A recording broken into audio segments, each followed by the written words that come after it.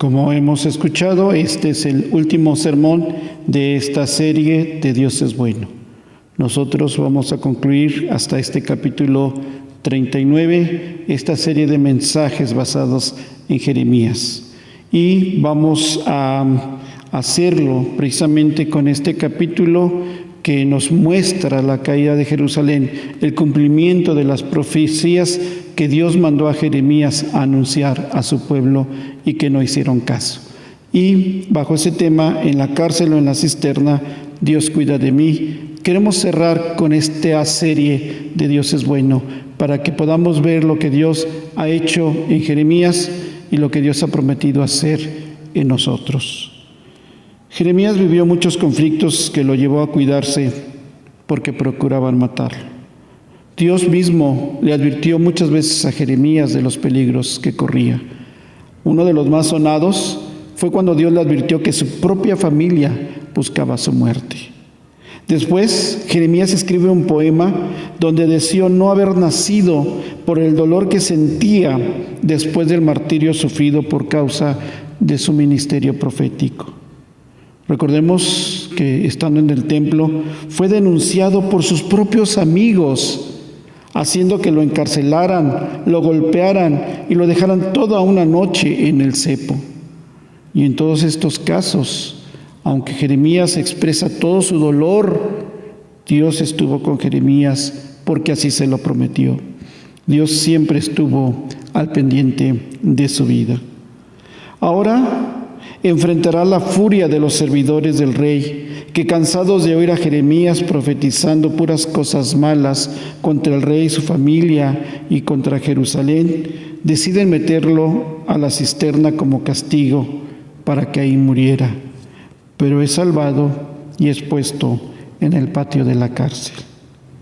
Primero, en la cisterna. Desde que deciden meter a Jeremías a la cisterna, se veía las intenciones de que el profeta muriera lentamente. Era un castigo muy cruel por ser profeta del Señor. El rey no puede impedir esta acción porque se siente presionado por todos. Además, el rey está viendo ya en la puerta la invasión de su ciudad y sabe que su fin está cerca. La cisterna ya no tenía agua, no solamente porque los caldeos habían cortado el suministro del agua, sino porque esta cisterna en la cárcel era especialmente para un castigo.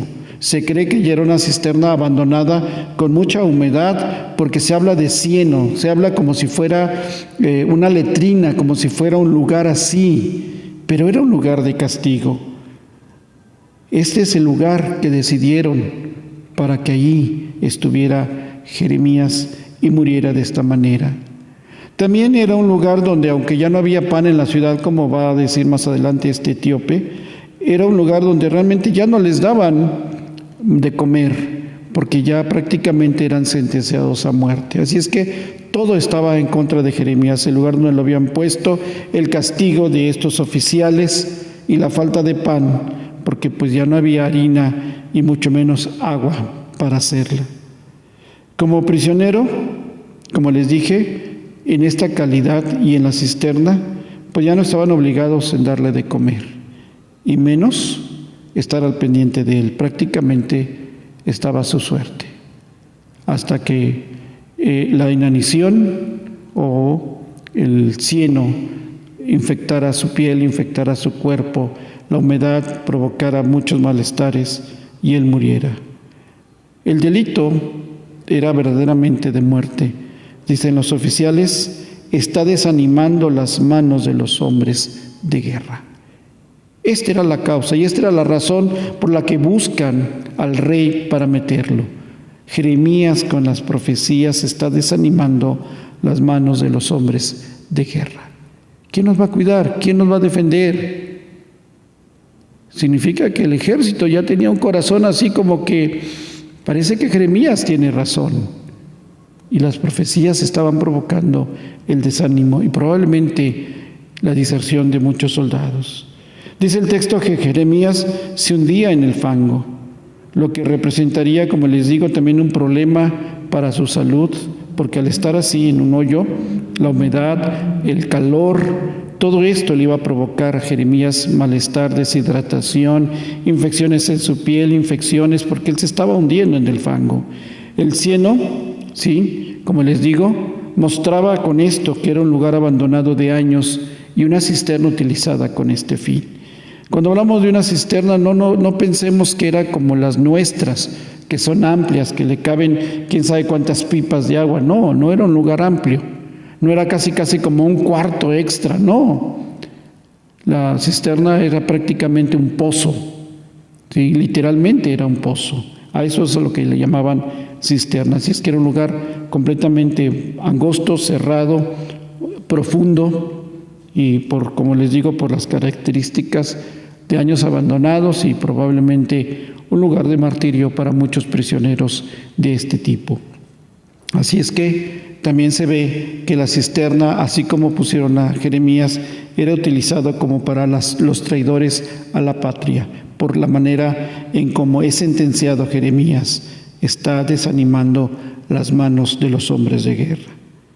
Pero hay un hombre etíope quien salva a Jeremías porque considera injusto lo que le están haciendo, considera que esto no es correcto. Y así entra en escena Ebed-Melech a rescatar a Jeremías. Este eunuco pide al rey poder salvar al profeta porque ya no hay pan y morirá de hambre. Como les digo, porque pues también ya no se le tomaría en cuenta por su condición de prisionero y por el castigo, como les digo, probablemente como traidor a la patria. Sin embargo, el rey acepta y le da 30 hombres para hacer esta tarea. Probablemente Jeremías ya estaba muy débil para sacarlo y la profundidad de la cisterna se requería mucha fuerza y también pues para oponerse a todos aquellos que querían la muerte de Jeremías. Así es que le da un buen grupo, 30 soldados. Y también se nota la inteligencia de este eunuco, se nota que estudió cómo sacar a Jeremías porque crea con tela vieja estos colchones para las axilas para que a la hora de que lo jalen en la cuerda no lo lastimen, o sea, menos el dolor. Y pudiera ser, como les digo, que ya no tuviera muchas fuerzas Jeremías por el castigo. Así es rescatado Jeremías de la cisterna. Dios nuevamente cumpliendo su palabra de cuidar al profeta. En otra escena podemos ver que Dios pide obediencia aunque no tenga sentido lo que manda. Hemos insistido en esta frase porque eso es lo que está lleno Jeremías. Jeremías manda y en el razonamiento humano, Dios manda a través de Jeremías y en el razonamiento humano es que no tiene sentido lo que dices. No tiene sentido. Tú me dices que vaya para allá donde está la guerra, que vaya para allá donde están los enemigos, que vaya para allá donde los están matando. Y dices que no me va a pasar nada. Pues yo prefiero ir del otro lado, huir, esconderme en otros países. Y entonces la gente se queda, es que no tiene sentido lo que Dios dice. El rey Sedequías, dice el relato, que manda llamar a Jeremías para que consulte a Jehová sobre esto, porque ya estaban prácticamente encima de la ciudad. Y el rey parece que a estas alturas todavía no le creía a Jeremías. Jeremías es llevado ante el rey temeroso por su vida, porque si fueron los oficiales a meterlo a la cisterna, él sabe que el rey fue el que dio la orden, si no, no lo hubieran tocado. Y por eso no quiere hablar más, porque tiene miedo. Sí, Jeremías tiene miedo, pero sobre todo porque repetidamente ha dicho al rey lo que Dios quiere hacer. Y el rey le dice que con lo que Jeremías le diga, si le dice la verdad, le respetará su vida. Y bajo esta condición, en donde el rey promete no hacerle nada a Jeremías, Jeremías abre su boca, porque Dios tiene un mensaje para el rey. De esa manera Jeremías le dice que Jehová le ha dicho que se entregue a los príncipes de Babilonia, que vaya y se rinda para que viva. Al hacerlo evitará que la ciudad sea quemada y así salvará su vida y la vida de su familia. Jeremías le advierte que si no hace caso a la palabra de Dios, entonces la ciudad será entregada para que la prendan y será quemada y él no escapará. El rey expresa sus temores ahora porque los judíos que ya se pasaron con los caldeos pueden matarlo. Realmente el rey no muestra tanto miedo por los caldeos porque sabe que es una guerra y que la tiene perdida, sino él piensa que si se entrega a los caldeos, aparte de lo que le van a hacer los caldeos, los enemigos judíos, tal vez porque no supo manejar la crisis. Pero Jeremías le da palabra de consuelo y le dice que no le van a hacer nada. Pero le aclara allá en el 38:20, tienes que escuchar la voz de Dios, que yo te hablo y te irá bien y vivirás. Esto es impresionante de lo que Dios le dice a Jeremías que le diga al rey. Tienes que escuchar la voz de Dios, es decir, tienes que poner atención para ejecutarla, para obedecerla. Tienes que hacer lo que yo te estoy diciendo y te irá bien y vivirás. Nos recuerda todas estas palabras dichas, por ejemplo, a Josué, de que ponga atención a esta ley y va a tener éxito en todo lo que emprenda. Y es exactamente lo que Dios le está diciendo a este rey. Escucha mi voz y haz caso y vas a tener éxito en todo lo que emprendas. ¿En qué sentido? En este caso, en tu vida y en la ciudad y tu gente. Pero insiste en advertirle que si no obedece esta palabra, todas las mujeres e hijos serán sacados por los caldeos y él será apresado y la ciudad quemada. Así el rey, después de escuchar todo esto, le pide a Jeremías guardar silencio y si lo hace le promete que no morirá. Así el rey respetó la vida del profeta, quien permaneció en el patio de la cárcel hasta que Jerusalén fue tomada. Nuevamente Dios cuida de Jeremías, Dios cuida de él.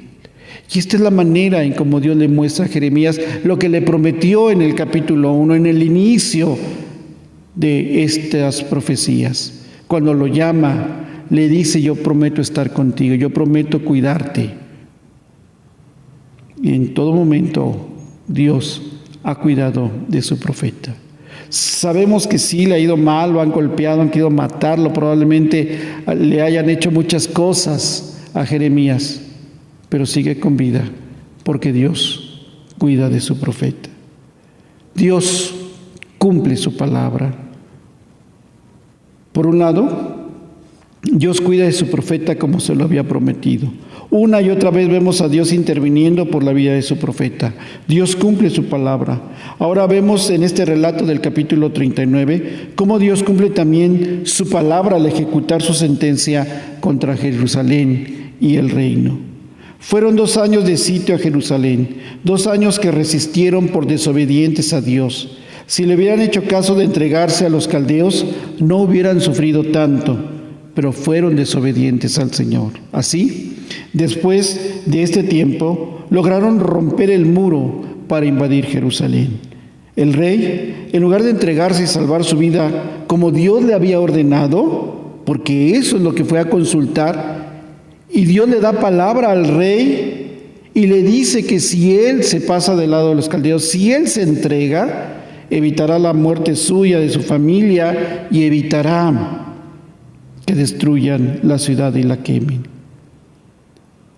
Pero él decide huir, y esa noche, pensando que no los veían, salen corriendo, pero los cachan y los atrapan en el valle de Jericó.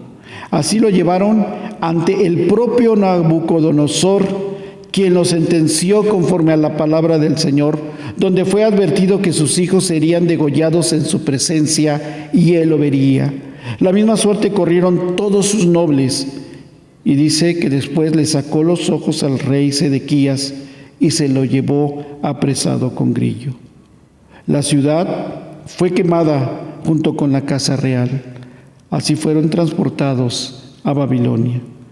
Nabuzaradán decide dar tierras y viñas a los más pobres del pueblo, los que no tenían nada. Este grupo toma fuerza más adelante y traiciona a los caldeos y provocan un tercer saqueo y deportación. Se cumplieron así 2 profecías aparentemente contradictorias contra el rey Sedequías. Primero, en el capítulo 32, 4 y 5, Dios le había dicho a Nabucodonosor Dios le había dicho a Sedequías que vería a Nabucodonosor y que sería llevado a Babilonia. Dice Jeremías 32, 4 y 5. Y la otra profecía que parece contradictoria le dice que moriría en Babilonia, pero no vería la ciudad. Ezequiel 12, 13. Y tiene razón. A Sedequías lo llevan delante de Nabucodonosor. Sedequías está bien con sus ojos, ve al rey, lo contempla cara a cara, lo ve como Dios le dijo, lo vas a ver ojo a ojo, y vas a ver cómo matan a tus hijos en tu presencia por tu desobediencia. Todo eso lo ve el rey. Y después el rey le manda sacar los ojos y se lo lleva preso a Babilonia. Él entra a la ciudad, pero no la ve jamás porque está ciego. Y ahí muere Sedequías, conforme a la palabra de Dios en Ezequiel 12:13. Dios vuelve a cuidar de Jeremías poniéndolo a salvo. Por eso, este es un detalle impresionante, el mismo Nabucodonosor es quien ordena a su capitán Nabuzaradán que cuide al profeta y que lo deje ir a donde él quiera. De esta manera Jeremías recupera su libertad y va a casa. Dios también recompensa a los suyos. Jeremías decide irse con este hombre con el que va a vivir porque parece que es como un tutor de Jeremías y por esa razón él decide irse para allá, decide regresar a casa. Pero también Dios trae una palabra para el etíope, quien arriesgó su vida al ir en contra de los funcionarios del rey para salvar a Jeremías. Recuerden que él era un esclavo, era un eunuco, él era un esclavo y por lo tanto oponerse a los oficiales del rey era también causa de muerte y sin embargo él decide arriesgar su vida para salvarla de Jeremías.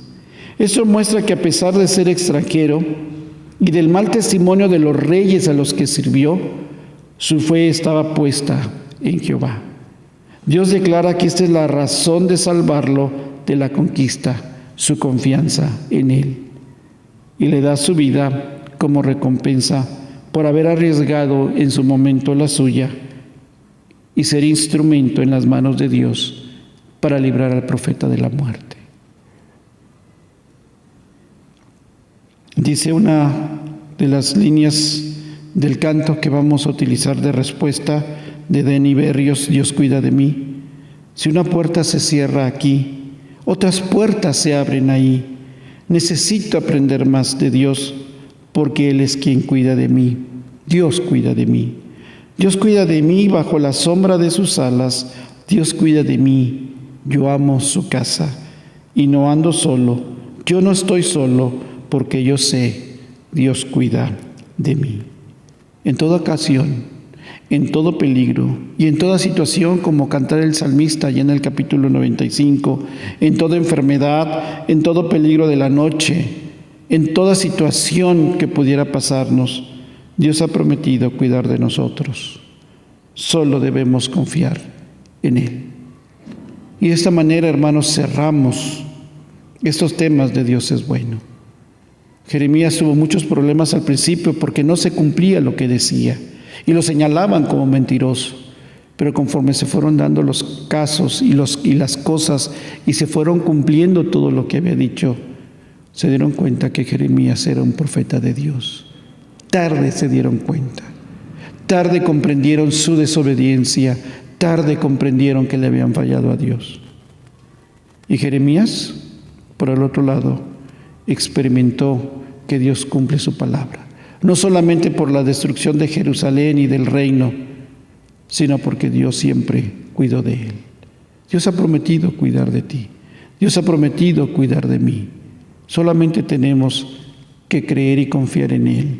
Y en medio de esta situación que estamos viviendo, en medio de esta pandemia, en medio de todo lo que está pasando en nuestro país, tenemos que aprender a confiar en Dios. Y tenemos que dejar que Él cumpla sus propósitos para este país y para nuestras vidas.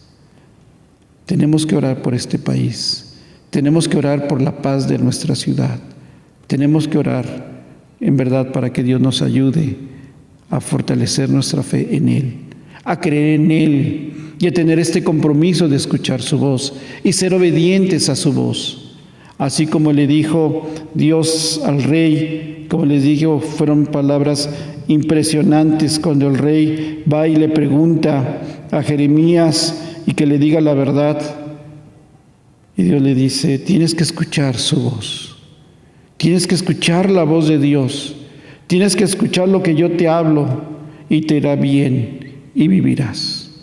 Si nosotros aprendemos a escuchar la voz de Dios, veremos que en todo momento Dios es bueno. Cantemos esta alabanza, Dios cuida de mí, y recordemos siempre que Dios es bueno. Hermanos, que el Señor les bendiga y que estos temas en verdad hayan sido de edificación y de exhortación para su vida, como lo fue para la mía. Amén.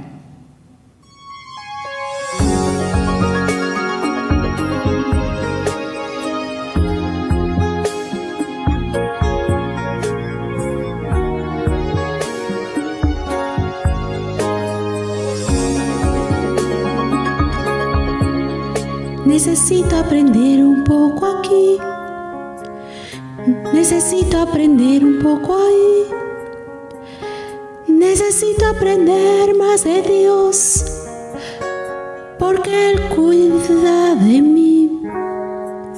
Si una puerta se cierra aquí, otras puertas se abren ahí. Necesito aprender más de Dios, porque Él es quien cuida de mí. Dios cuida de mí.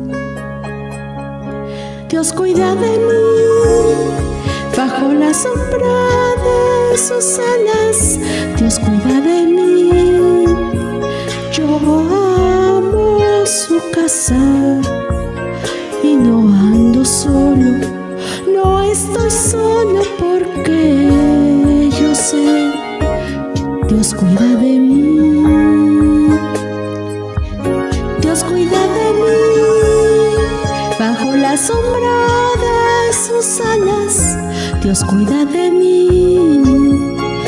Yo amo su casa y no ando solo, no estoy solo porque Dios cuida de mí. Mi vida no hay dirección, tomaré una decisión. Yo sé que existe alguien que me ama y mi mano Él la sostendrá. Si una puerta se cierra aquí, otras puertas se abren ahí. Necesito aprender más de Dios, porque Él es quien cuida de mí. Dios cuida de mí. Dios cuida de mí. Bajo la sombra de sus alas, Dios cuida de mí. Yo amo su casa y no ando solo, no estoy solo porque yo sé, Dios cuida de mí. Dios cuida de mí. Bajo la sombra de sus alas, Dios cuida de mí. Yo amo su casa y no ando solo, no estoy sola porque Dios cuida de mí.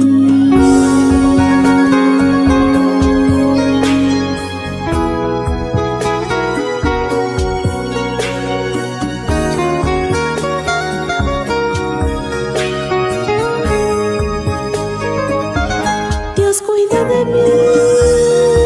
Bajo la sombra de sus alas, Dios cuida de mí.